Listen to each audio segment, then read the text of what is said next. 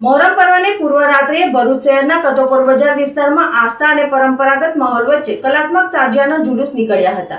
વિવિધ વિસ્તારોમાં તૈયાર કરાયેલા આકર્ષક અને સુંદર કામગીરી ધરાવતા તાજિયાઓને જોવા મોટી સંખ્યામાં લોકો ઉમટી પડ્યા હતા। જુલુસ દરમિયાન યા હુસેનની સદાઓ સાથે માતમી માહોલ જોવા મળ્યો હતો। સમગ્ર માર્ગ પર પોલીસ દ્વારા ચુસ્ત બંદોબસ્ત ગોઠવવામાં આવ્યો હતો, જેથી જુલુસ શાંતિપૂર્ણ અને સુચારુ રીતે સંપન્ન થઈ શકે। કતોપર બજાર વિસ્તારમાં ધાર્મિક આસ્થા સાથે કોમી એકતાના દ્રશ્યો પણ જોવા મળ્યા હતા।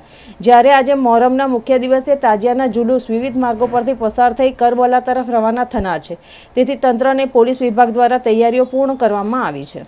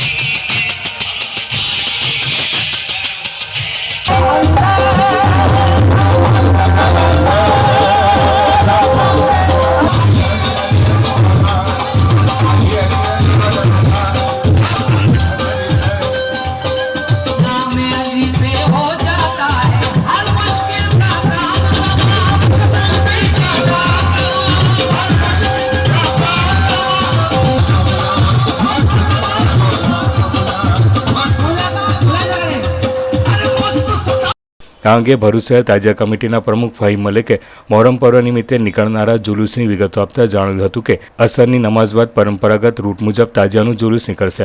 તેમણે વધુમાં ઉમેર્યું હતું કે ગત રાત્રે કતલની રાતે પણ શાંતિપૂર્ણ માહોલમાં તાજિયા મૌલા અલી દરગાહ ખાતે સલામી આપી પરત ફર્યા હતા। अस्सलाम वालेकुम। फ़हीम नज़ीर शेख ताज़ा कमेटी प्रमुख।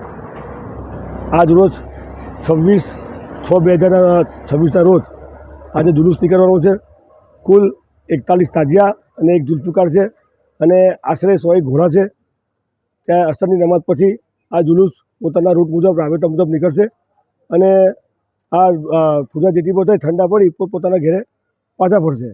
આ મોહરમ પર્વમાં વહીવટીતંત્ર અને પોલીસ તંત્રનો જે સાથ સહકાર મળ્યો છે અમે એમનો આભાર વ્યક્ત કરીએ છીએ અને આજના દિવસે પણ એમનો સાથ સહકાર મળી રહે એવી આશા રાખીએ છીએ।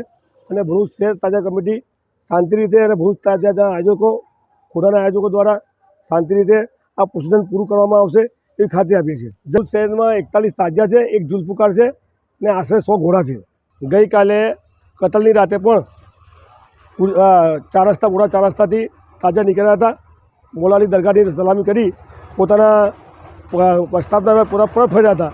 તે દરમિયાન પણ વહીવટીતંત્ર અને પોલીસ તંત્રએ સાથ સહકાર આપ્યો હતો અને આજે પણ જુલુસમાં પણ વહીવટીતંત્ર અને પોલીસ તંત્ર સાથ સહકાર આપે એવી અમને ખાતરી છે। અને ભરૂચ નગરપાલિકા દ્વારા પણ સારી એવી વ્યવસ્થા કરવામાં આવે। સાફ સફાઈની તમે જોઈ શકો છો કે તમે ખાડા પૂરવાની વ્યવસ્થા હોય જે પણ રૂટ છે એ સારી એવી વ્યવસ્થા કરવામાં આવે। ભરૂચ નગરપાલિકા પ્રમુખ અને મુખ્ય અધિકારી શ્રીનો અમે ખૂબ ખૂબ આભાર વ્યક્ત કરીએ છીએ। મોહરમનો પર્વ હોય તો મોહરમના જે પણ મહોલ્લા આયોજકો હોય કે રસ્તાઓ પર જગ્યાએ કોલ્ડ્રિંકો ઠંડા પાણી પીવાની વ્યવસ્થા કરવામાં આવી છે।